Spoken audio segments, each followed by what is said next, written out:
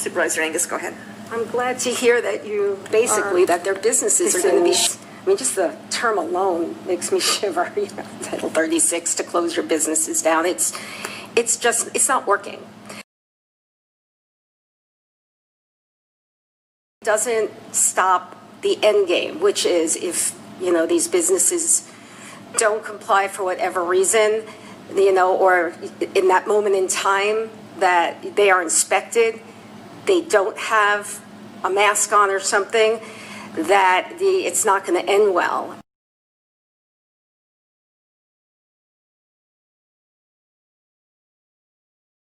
This is not the time to be hurting our small businesses even more and having them live in fear, basically, that their businesses are going to be shut down.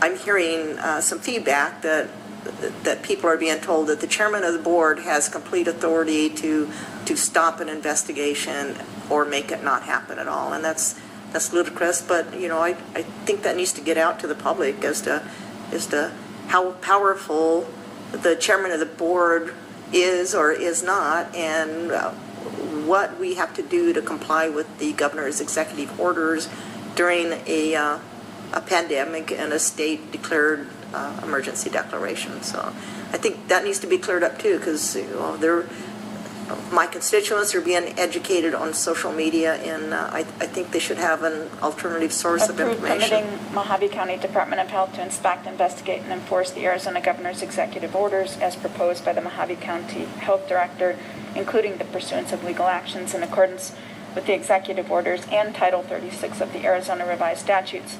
This motion shall clarify and supersede any previous board discussions regarding enforcement of executive orders, including the discussions on August 10th and August 13th. And the motion carried 3-1 with Supervisor Gould dissenting, and Supervisor Angus was not present for the vote. Thank you. Yes. Madam Chairman, you also, under the emergency authorization, you do have the power to close businesses. That's one of the powers that's given to you under the declaration. And if I just may clarify, no businesses have been closed to date. Okay. It brings up a question. So we have a particular restaurant that decided to close down rather than be served their order to comply. We could compel them to close. Well, we can't, no, but courts can. Just to be clear, we do not have the authority to do that. The court does. At least the way that Mohave County has passed it.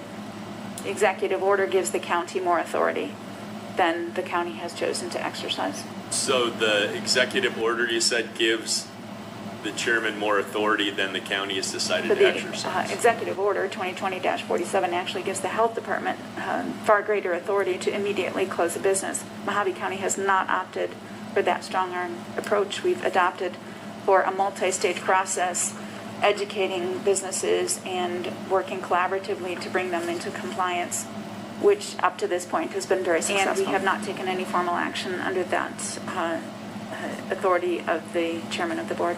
Thank you. I want to clear up the misconception that the chairman of the board is like the governor and has special powers.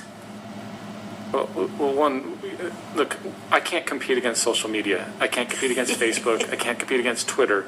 And I recommend to any of you supervisors that we shouldn't compete against in the court of public opinion. I'm sorry.